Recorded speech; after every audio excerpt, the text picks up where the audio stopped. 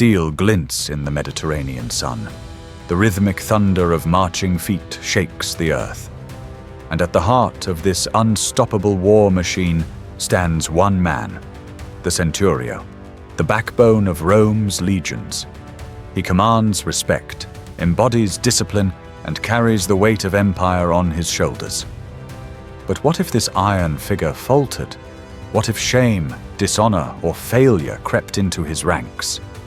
For a Roman centurion, the gravest wounds were not always carved by barbarian swords, but by disgrace, betrayal, and punishment that no armor could deflect.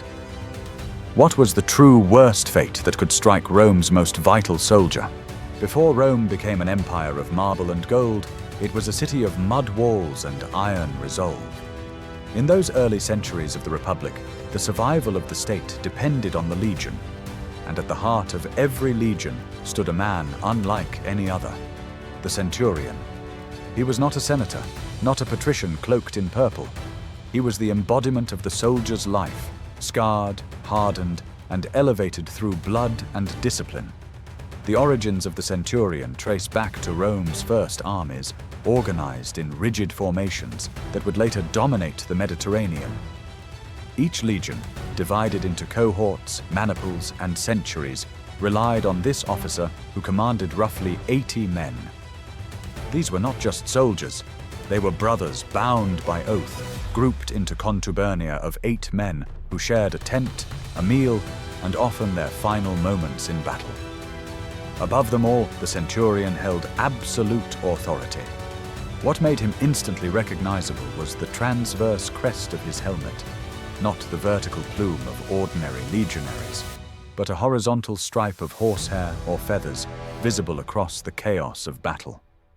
This crest was not decoration. It was a beacon. For when orders were lost in the storm of combat, men looked for the crest. If it advanced, they advanced. If it stood firm, they stood unbroken.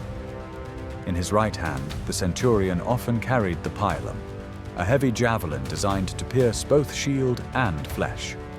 In his left, the massive scutum shield, curved to protect not just himself, but the man beside him. Together, these weapons were more than instruments of war. They symbolized his role as protector and executioner, the one who led by example, never from the rear. Yet his power was not measured in steel alone. A centurion's authority came with the vitus, a vine staff he carried at his side. With it, he enforced discipline, striking men who faltered, correcting formations that wavered.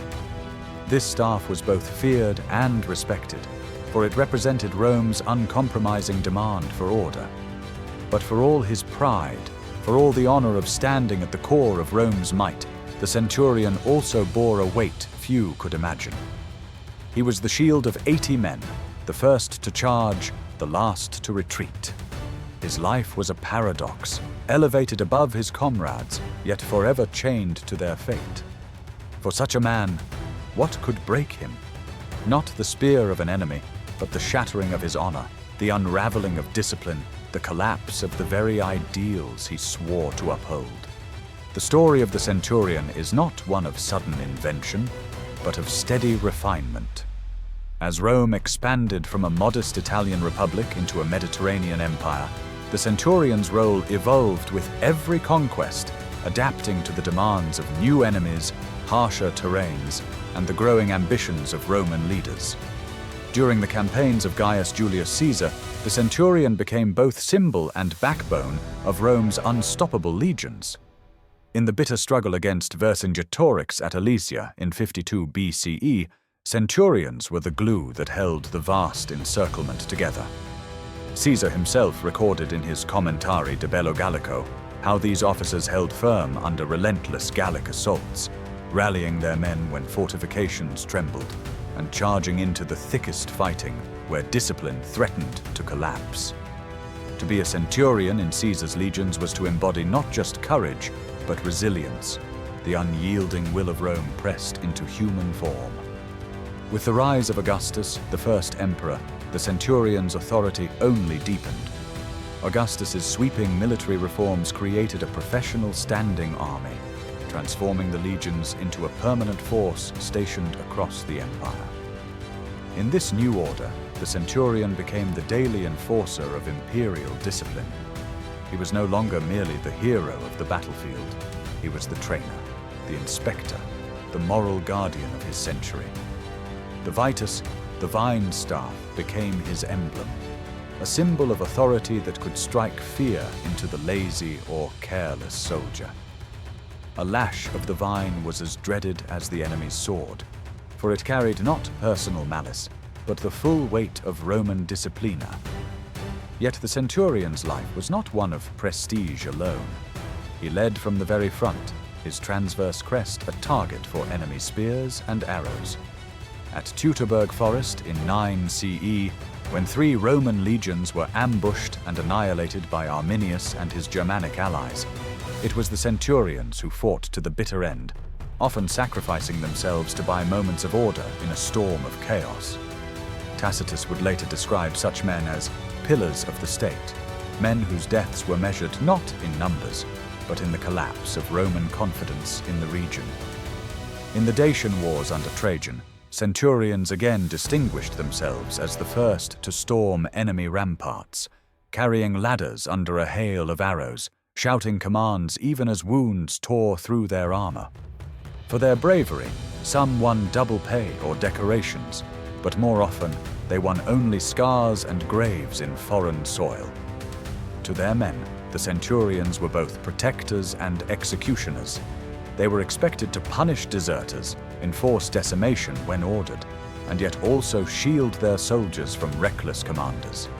This duality was their burden, to be feared and respected in equal measure, to embody both the iron hand of Rome and the beating heart of the legion. Their glory was undeniable, their names etched in stone, their promotions celebrated, their loyalty rewarded with wealth or citizenship. But within that glory lay a fragile truth, for the centurion was not invincible. His honor, his loyalty, his discipline, these were his true armor. And if even a single crack appeared, if judgment faltered or loyalty wavered, the very system he embodied could turn against him. For the centurion, triumph and destruction walked side by side. His rise to glory was inseparable from the burden of perfection. And in Rome, perfection was demanded, yet never guaranteed. Behind the gleaming armor and the commanding voice, the centurion was still a man, vulnerable to the same fears, temptations, and weaknesses as the legionaries he led. His transverse crest might have marked him as an officer, but beneath the helmet was flesh, bone, and a mind that carried the crushing weight of responsibility. Rome demanded perfection, yet no man could ever truly bear such a burden without scars. A centurion was expected to stand unshaken in the face of death, but many carried wounds that never fully healed. In battles across Gaul, Hispania, or the deserts of the East, he was often the first struck by arrows or slings, yet expected to rise and press forward. Some lived with mangled limbs, broken bones, or half-blinded eyes, their bodies a living testament to Rome's endless wars. Their pay was higher, their status more respected, but the price was often written into their very flesh. The emotional toll was just as severe. Centurions were enforcers of Rome's harshest punishments, including the dreaded decimatio. When a unit displayed cowardice or mutiny, 1 in 10 men was executed by their comrades, a punishment designed to terrify, but one carried out under the eyes of their centurion. Imagine the weight of command, forcing loyal soldiers to strike down their own brothers in arms, knowing that without such brutality, the legion itself could unravel. To wield the Vitus vine staff was to hold power, but it was also to carry guilt that could never truly be erased. And then there were the mutinies. Centurions, the very enforcers of discipline, were often the first targets of rage when soldiers rose against authority. During the mutinies after Augustus's death in 14 CE, enraged soldiers slaughtered centurions in acts of revenge, beating them with stakes or drowning them in rivers. Tacitus records how some were torn apart limb by limb, not by enemies, but by the men they had trained, punished, and led into war. To be a centurion was to live with the constant knowledge that loyalty could, at any moment, turn to betrayal. Even the emperors themselves were a danger. In the reign of Caligula, centurions who failed to meet his arbitrary expectations could be publicly humiliated or executed. Under later emperors, political traps ensnared even the most loyal officers, their careers destroyed by whispers of disloyalty. Yet despite these burdens, the centurion remained tactically brilliant. He mastered the art of leading small units with precision, ensuring that formations held even when chaos erupted. His orders determined life and death in moments where hesitation meant disaster. But behind that iron facade lay a question Rome rarely asked aloud. What happens when the Iron Man of Rome proves to be only flesh and blood? For some, it meant collapse, disgrace, or death. For others, it meant enduring in silence, their pain hidden beneath armor that gleamed not with glory, but with the weight of sacrifices Rome would never fully acknowledge. For all their honor, discipline, and scars, the fate of a centurion could turn in a single moment. Glory was fragile in Rome, and even the most celebrated officer could be reduced to ruin by misfortune, betrayal, or the unforgiving hand of the law. The worst fate was not death in battle, but dishonor. A centurion disgraced before his men faced a punishment more brutal than the enemy's sword. Public flogging, carried out in front of the legion, stripped him not only of dignity, but of his very identity as Rome's enforcer. Some endured missio ignominiosa, dishonorable discharge, where years of loyalty and sacrifice were erased in an instant. To be cast out meant losing wealth, status, and the respect of comrades. For a man whose life was discipline and duty, it was a living death. Others met darker ends. During mutinies, centurions often became scapegoats for deeper grievances. Beaten, tortured, even stoned by the very soldiers they had commanded, their deaths revealed the fragile thread of loyalty binding officer and legionary. The vine staff that once symbolized their authority could become a symbol of resentment, the mark of cruelty remembered more than leadership. And sometimes it was not soldiers but emperors who destroyed them. Suspicion from above was often fatal. An accusation of disloyalty, even whispered, could bring execution. Under emperors like Caligula or Domitian, loyalty was never enough. Centurions lived in the shadow of paranoia, where a career's worth of service could vanish at the whim of imperial fear. Yet even in downfall, their legacy endured. The courage of centurions at Alesia, their defiance at Teutoburg, their relentless drive in Dacia, these stories outlived the men themselves. In Rome's collective memory, the centurion was not only the iron heart of the legion, but also a warning that discipline and loyalty, however unbreakable, were chained to the most fragile of human conditions. Their collapse was more than personal tragedy. When a centurion fell, the century trembled. The legion weakened. Rome itself felt the shock. For in every triumph and in every failure, the empire's fate was written, not only in marble and decrees, but in the rise and ruin of the men who carried its standards into battle.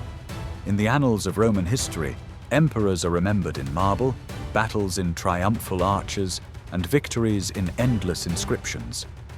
But the centurion, the iron pillar of the legion, remains carved into memory not by monuments, but by the lives he shaped and the burdens he bore.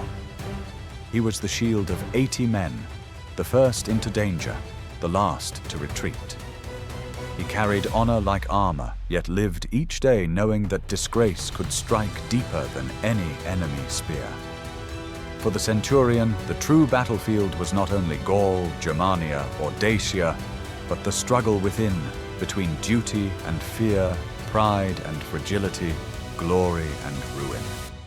His story is Rome's story, strength forged in discipline, yet forever shadowed by the fragility of human fate. Steel could pierce his body, but shame pierced his soul. And in the heart of Rome's greatest war machine, nothing was more fatal. Vale, Miles, may Mars guide you in battle.